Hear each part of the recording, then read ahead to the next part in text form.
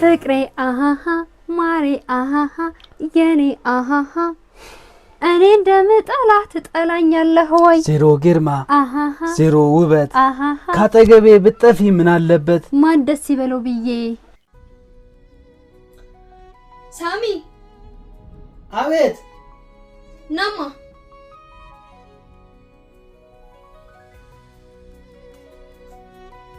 አቤት ማጣራሽ ምን ነው ሰጣራት ትሯት መጣም እንዴ እናቴ አንድ ጊዜ እኮ ነው የጠራሽኝ ሆኖ መጥቻለሁ እና ሁለቴ መጥራት አለብኝ አንደኛው አንድ ሚስት አንሳብኛለች ብላ ሌላ ሚስት ደርገብኛ እሺ ምንድነው ምን ፈልገሽ ነው ውሃ አምጣልኝ ውሃ አሁን ለውሃ ነው አይ ኖ ጉደር ዋይን አዋሽና ምን ካለን ጸባምራ አምጣ እና ታዲያ ለውሃ ከሆነ በዛው ያለው ማምጣት እኮ ይችል ነበር እናቴ አሁን ከኪችን ሳሎን መመላለስ አድክሞ ነው ሰማኛለህ የ8 ወር ልጅ እንኳን ተሸክሜያለሁ እስከው በቃ ተይውሽ ተይው በቃ አመጣልሻለሁ ተይው በቃ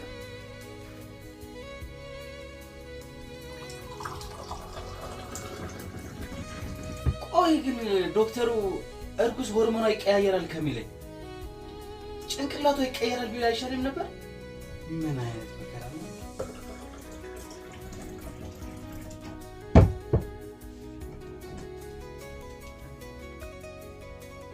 ከምንጭ ነው እንዲያመጣው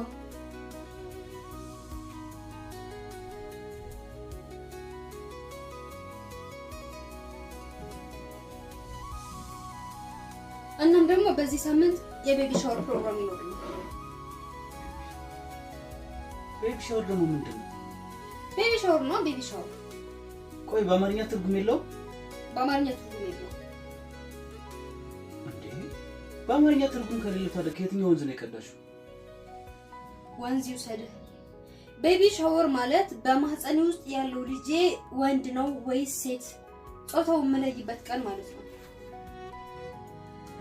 እናም ደግሞ እመቤቴ ማርያም በሰላም ተገላግልሽ ወንድም ሆነ ሴት ምንም ችግር የለው ለምንድን ነው ማታስጨርሻኝ ቆይ ቢያንስ እስኪ ጨርስ እንኳን ትግስት የለ አንቺ ግን ምንድነው አልጋም ላይ አስጨርሰኝ ወሬም ላይ አስጨርሰኝ በቃ በሰቀቀን ጨረስሽኝ እኮ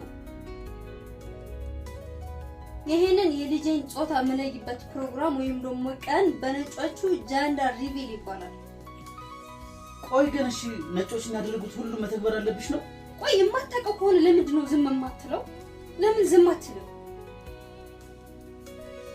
ይኸውልሽ ይህ ጀንደር ሪቪል የተጀመረው ከሁለተኛው የዓለም ጦርነት በኋላ ነበር አዲስ ባለትዳሮች ልጅ ወልደው ማሳደግ እንዳይከብዳቸው እንደ ገዛም ጭምር ነበር ፈረንጆች ብር ያገኙበታል እኛ አበሾች ደግሞ ብራችንን እንዳለ እናባክናለን ስለዚህ ከኛ ጋር ማይሄድ ባህላችንም አይደለም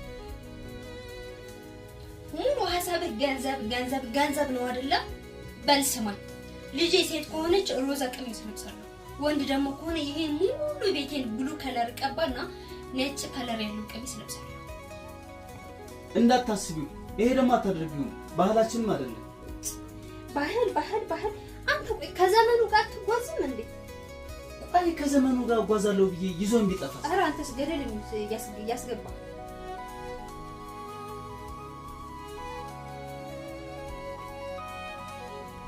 ስማኝ ደግሞ ጌሾ አምጣልኝ ጌሾ ማነው ጌሾ አዎ ጌሾ ደግሞ ለምን ፈለግሽው ቀጥቼ ግድግዳ ልቀባበት ቀልሽን ተይ እባክሽ ቀዱን ማይጀመርከው አንተ ነህ ቆይ እርጉዝ ሚስትን የፈለገችው ነገር ካላደረክላት ልጅህን ጥቁር ነገር እንደሚወጣበት አታውቅምና ቆይ ግን ልጁን እንዳይጠቁር ብዬ እኔ ከስር መምሰል አለብኝ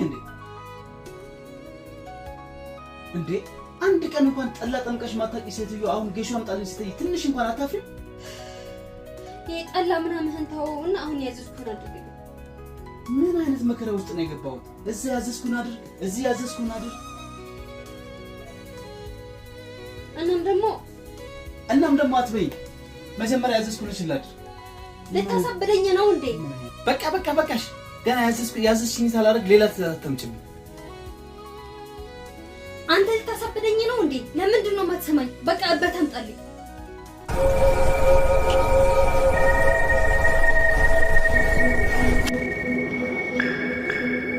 አለበት።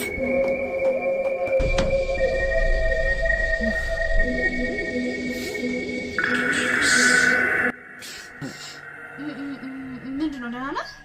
ደህና ነኝ። ሰላም ነው። እስኪ በስመ አብ በል።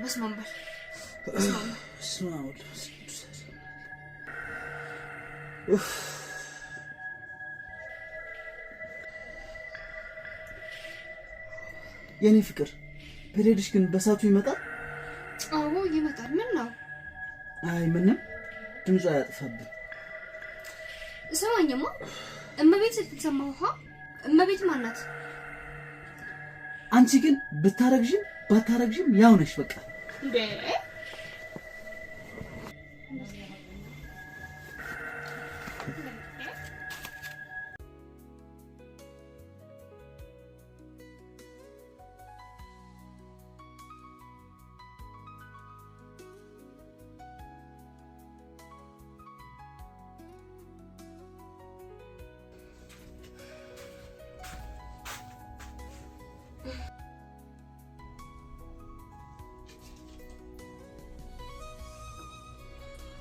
ደህና አይደለንም እንዴ ጋሼ?